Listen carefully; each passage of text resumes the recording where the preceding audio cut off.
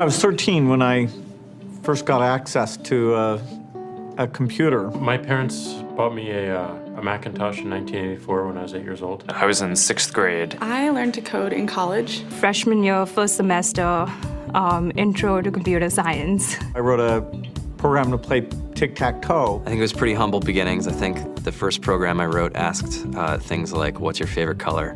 Or how old are you? I first learned how to make a green circle and a red square appear on the screen. The first time I actually had something come up and say, hello world, and I made a computer do that. It was just astonishing. Learning how to program didn't start off as wanting to learn all of computer science or trying to master this discipline or anything like that. It just started off because I wanted to do this one simple thing. I wanted to make something that was fun for myself and my sisters. And I wrote this little program and then basically just add a little bit to it. And then when I needed to learn something new, I looked it up either in a book or on the internet and then added a little bit to it. It's really not unlike kind of playing an instrument or something, or playing a sport.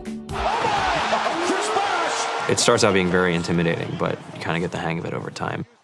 Coding is something that can be learned, and I know it can be intimidating. A lot of things are intimidating, but what isn't? A lot of the coding that people do is actually fairly simple. It's more about the process of breaking down problems than, sort of coming up with complicated algorithms as people traditionally think about it. You don't have to be a genius to know how to code. You need to be determined. Addition, subtraction, that's about it. You should probably know your multiplication tables.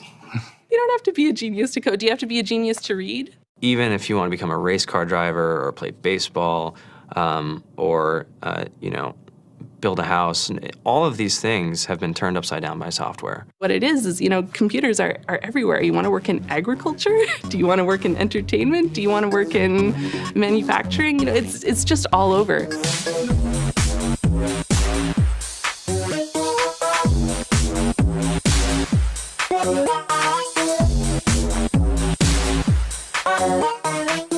Here we are, 2013.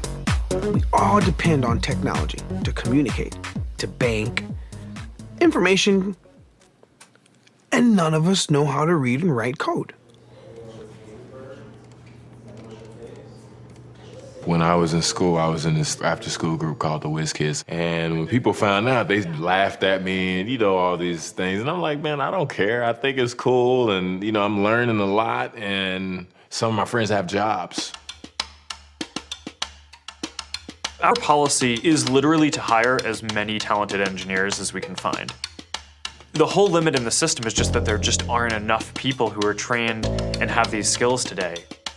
To get the very best people, we try to make the office as awesome as possible.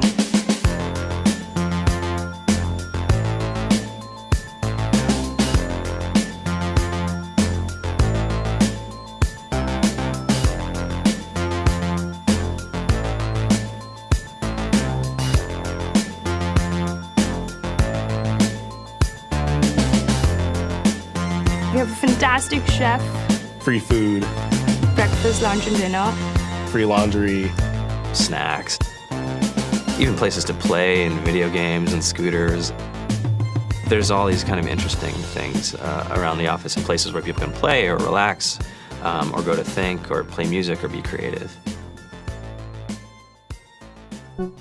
Whether you're trying to make a lot of money or whether you just want to change the world, computer programming is an incredibly empowering skill to learn. I think if someone had told me that software is really about humanity, that it's really about helping people by using computer technology, it would have changed my outlook a lot earlier. To be able to actually come up with an idea and then see it in your hands and then be able to press a button and have it be in millions of people's hands. I think we're the first generation in the world that's really ever had that kind of experience.